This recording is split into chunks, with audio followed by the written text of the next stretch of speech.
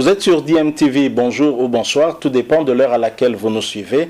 Tout plaisir est pour nous de vous retrouver et de savoir que vous êtes nombreux en train de suivre votre chaîne YouTube DMTV. DMTV qui vous propose ce jour un tour d'horizon pour voir la prestation de nos différents internationaux, aussi bien en Afrique, notamment dans le Maghreb, mais surtout en Europe. Et nous débutons ce tour d'horizon par le Maroc où nous allons retrouver l'international congolais Ben Malango qui jouait avec son équipe le Raja Club Casablanca. C'était dans le cadre de la Coupe du Maroc et Ben Malango à l'occasion de cette rencontre a été buteur. Il a donc participé à la victoire de son club Raja Casablanca face à l'Union sportive Sidi Kassem. Score final 2-0 et grâce à cette victoire le Raja Club se qualifie pour les quarts de finale de la Coupe du Maroc.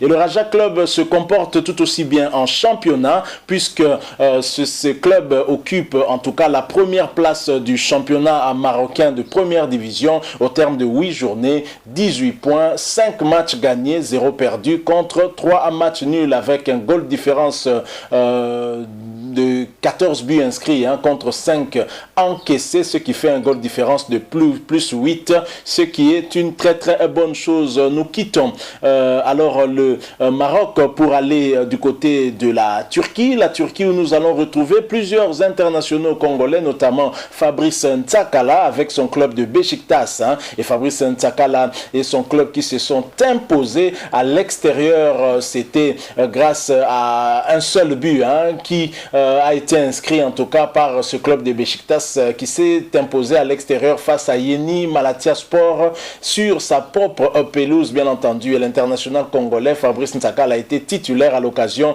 de cette rencontre et grâce à ce succès Beşiktaş rejoint Galatasaray à la tête du classement avec 57 points mais occupe la deuxième place à cause du goal average. Il faut également dire que Beşiktaş, club de Fabrice Ntsakala, a un match en moins par rapport à Galatasaray qui a joué 27 journées alors que Beşiktaş a joué 26 journées. Et au terme de 26 journées d'ailleurs, Beşiktaş a 18 matchs gagnés, 5 perdus et 3 matchs nuls alors que Galatasaray après 27 journées a 18 gagnés, 6 matchs perdus contre 3 perdus. Nous restons toujours en Turquie pour cette fois-ci aller du côté de Marcel Tisserand, le Fenerbahçe qui a perdu l'occasion en tout cas de continuer à accrocher Galatasaray et même Beşiktaş. Le Fenerbahçe de Marcel Tisserand a été accroché à domicile.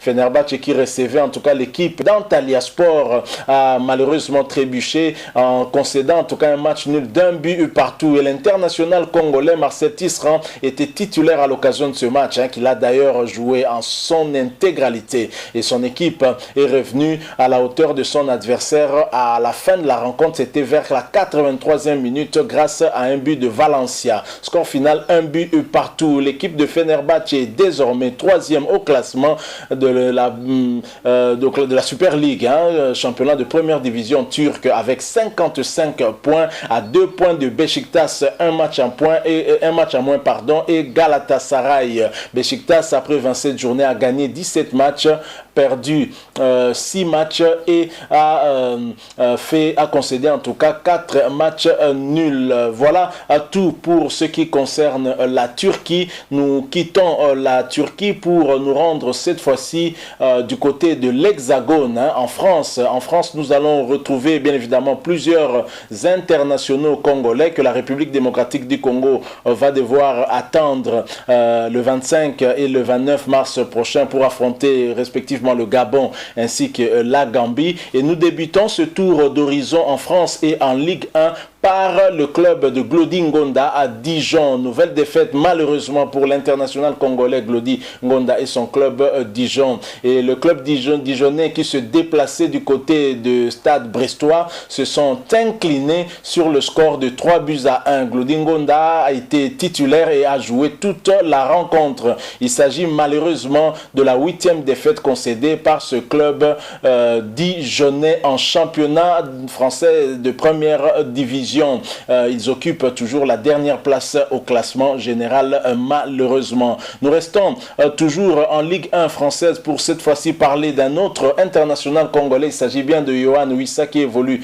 du côté de Lorient. Et Wissa et Lorient qui prennent un bon point du côté de Montpellier. Il ne fallait pas perdre ce match à Montpellier et Lorient en tout cas l'aura fait et aura réussi en tout cas à accrocher le point du nul face à un adversaire qui avait aussi à cœur en tout cas de rechercher une victoire. Et Yohan Wissa, au cours de cette rencontre, a pu quand même faire son entrée à l'heure de jeu. Stéphie Mavididi est le buteur du côté en tout cas de Montpellier. Lorient est 17e de la Ligue 1 avec 27 points, soit 2 et 3 points de plus que le FC Nantes et Nîmes qui ont perdu, heureusement pour Yohan Wissa. Alors nous restons évidemment en France pour voir aussi la prestation de Racing Club de Lens.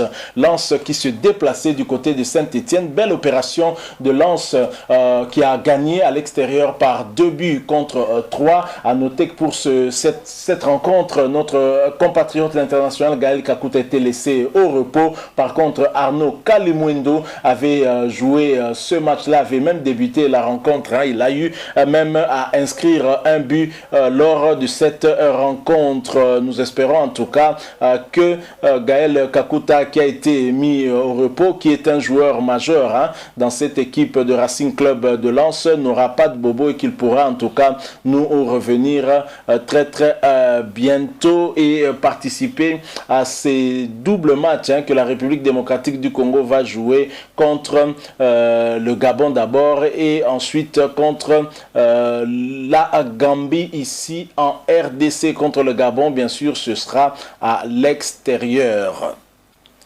Alors du côté du classement, le championnat français de Ligue 1 reste dominé en tout cas par Lille. Après 29 journées, 62 points. Et le Racing Club de Lens qui ne relâche pas, qui occupe la 5e position après 29 journées, 44 points, 12 matchs gagnés, 8 perdus et 8 matchs nuls. Montpellier occupe la 7e place. À noter aussi que Glody Ngonda est toujours bon dernier, 20e, a toujours 15 points au compteur. Nous espérons en tout cas que Dijon pourra se ressaisir, mais ça semble en tout cas difficile. Lorient de Yohan Wissa occupe la 17e place. Nous quittons donc le championnat français de Ligue 1 pour aller cette fois-ci du côté de la Ligue 2. Ligue 2 où nous allons retrouver bien évidemment plusieurs compatriotes congolais et nous commençons en tout cas ce tour d'horizon en Ligue 2 par Kaloulou et son club d'Ajaccio, l'AC Ajaccio de Kaloulou qui recevait Rodez de Mpassi Nzaou qui est gardien de but et c'était dans le cadre de la 28e journée de la Ligue 2. Il faut dire aussi que l'AC Ajaccio est sorti victorieux de ce duel grâce à un but de Tony Njike à la 90e minute de jeu. L'international congolais Gédéon Kaloulou a joué toute la rencontre. De l'autre côté, Mpassi Nzaou qui était titulaire dans les cages de Rodez, bien évidemment aussi lui qui fait aussi une très belle saison de ce côté-là. Ajaccio et Rodez, à noter qu'au classement occupe la 9e et la 15e position du classement de la Ligue 2. Nous restons bien sûr toujours en Ligue 2 pour cette fois-ci voir la prestation de Ntimba et Ntimba qui aura eu à bien s'illustrer aussi au cours de cette journée grâce à une passe décisive. Il a donc participé à la victoire écrasante de son équipe, le Clermont au foot. En déplacement sur la pelouse de l'EN avant Guingamp, Vital Ntimba et Clermont n'ont pas ménagé leurs efforts. Ils se sont largement imposés par 0 contre 5. Le latéral gauche congolais s'est à nouveau illustré en délivrant une passe décisive. Belle opération donc de Clermont Foot qui réalise une très belle saison et occupe la deuxième place du championnat de Ligue 2. Et justement, voyons le classement de la Ligue 2, ce classement qui reste dominé par Estac 3 qui est premier, et Clermont Foot vient en deuxième position, 55 points au terme de 28 journées, 16 matchs gagnés, 5 perdus, 7 matchs nuls. Et l'AC Ajaccio occupe la 9e place du classement avec 35 points, 9 matchs gagnés, 11 perdus et 8 matchs nuls. Voilà à tout pour ce qui est de la Ligue 2 et de la prestation de Congolais qui évolue de ce côté-là. Cette fois-ci, faisons un tour du côté de la Suisse. La Suisse où nous retrouvons en tout cas au moins 2 de nos internationaux qui ont eu à jouer cette semaine. Il y a notamment Jonathan Bolingui et son club de Lausanne. Jonathan Bolingui qui finit par ouvrir son compteur but depuis qu'il est venu du côté de la Suisse grâce au mercato hivernal. Vous le savez, il était du côté de la Turquie et Jonathan Bolingui était buteur à la 44e minute de la rencontre face à Vaduz. Jonathan Bolingui a inscrit son premier but en championnat suisse et son équipe Lausanne Sport s'est imposée largement par un score de 3-0. Et Lausanne Sport qui occupe actuellement la 5e position du classement au terme de 23 journées, 30 points, 8 matchs gagnés, 9 matchs perdus contre 6 matchs nuls. Voilà ce qui est pour Jonathan Bolingui, mais nous restons bien sûr en Suisse puisqu'on ne va pas quitter la Suisse sans parler d'un autre international congolais, ancien du tout-puissant Mazembe comme Jonathan Bolingui. Il s'agit de Elia Meshak. Elia Meshak qui évolue avec son club, le Young Boys de Berne, qui ont su obtenir le point du nul. Et Meshak était une fois de plus décisif. Le FC Bâle d'Aldo au Kaloulou recevait le Young Boys de Elia Meshak. Les locaux avaient ouvert le score grâce à un but inscrit sur une passe décisive de Kaloulou à la 26e minute. En deuxième période, les Young Boys ont égalisé sur un service de Meshak. Sandro Loper mettait les deux équipes à égalité. Score final, un but partout. Il s'agit en tout cas de la 6e passe décisive de Elia Meshak en championnat suisse de première division. Et au classement, le Young Boys occupe toujours la tête de ce classement au terme de 23 journées, 52 points, 15 matchs gagnés, un seul perdu et 7 matchs nuls. À noter que le Young Boys se déplaçait du côté du deuxième du championnat puisque le FC Bâle occupe la 2e place au terme de 23 journées, au terme de 23 journées, 33 points. Donc voilà un écart très conséquent en tout cas entre les deux équipes.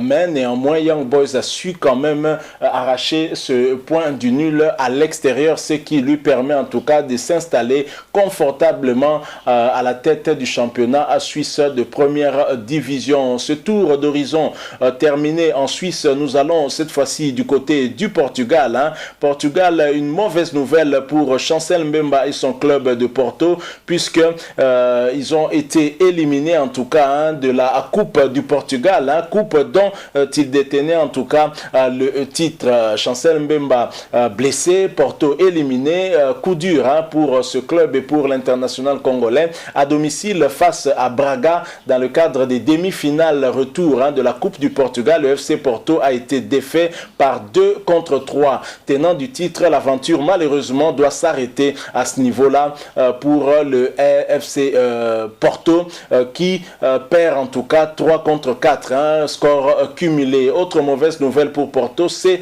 la sortie sur blessure de Chancel Mbemba. C'était à la 23e minute de jeu pendant qu'il était mené 2-0. Nous espérons en tout cas que rien n'est grave est arrivé à l'international congolais, un joueur sur qui Ntsengi Biembe, les Congolais comptent beaucoup pour les 2 matchs qui nous restent, 5e et 6e journée des éliminatoires de la CAN Cameroun 2021. Affaire à suivre et DMTV vous donnera en tout cas plus de précisions dans dans les heures qui viennent. Nous terminons ce tour d'horizon du côté de l'Angleterre, hein, du côté de UK, pour aller voir quelques internationaux congolais qui évoluent du côté du championnat anglais de deuxième division, Championship. Hein.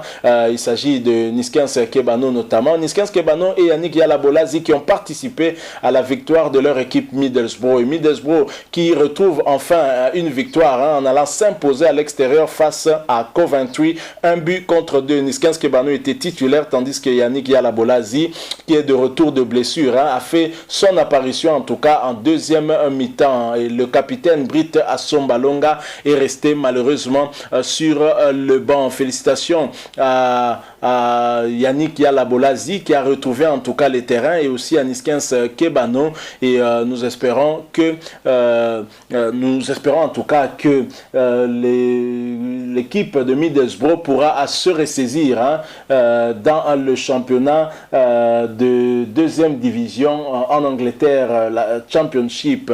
Ce tour d'horizon, excusez-nous, nous allons plutôt le terminer, hein, du côté de la Belgique.